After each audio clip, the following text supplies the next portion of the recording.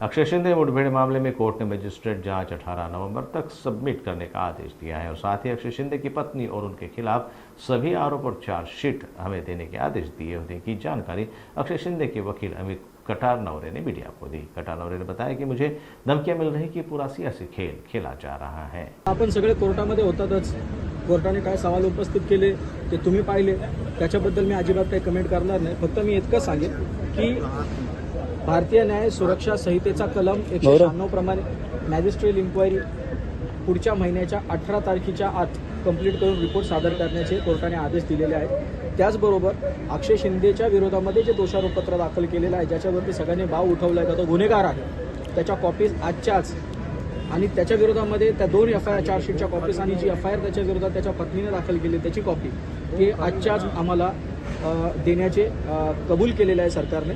इतकं त्याच्याबद्दल आता ते मॅजिस्ट्रियल इन्क्वायरीचा विषय आहे, त्याच्याबद्दल मी जास्त काही बोलणार नाही आणि मला कुठे थांबलं पाहिजे आणि कुठे बोललं पाहिजे हे आज नवीन काहीतरी कोर्टाकडून शिकायला मिळालेलं आहे आणि मी आता ते शिकण्याचा प्रयत्न करतोय प्रामाणिकपणे, इतकंच मी सांगू। ते तुम्ही जे त्याच्यामध्ये पाहिलेलं आहे त्याच्याबद्दल मी काय कोर्टाने काय ऑब्झर्वेशन दिले त्याच्यावरती मी ऑर्डरमध्ये जे काय आहे ते तुम्हाला क्लिअर होईल। माझ्या बोलण्यापेक्षा कोर्टाचे आदेश जास्त बोलके आहेत।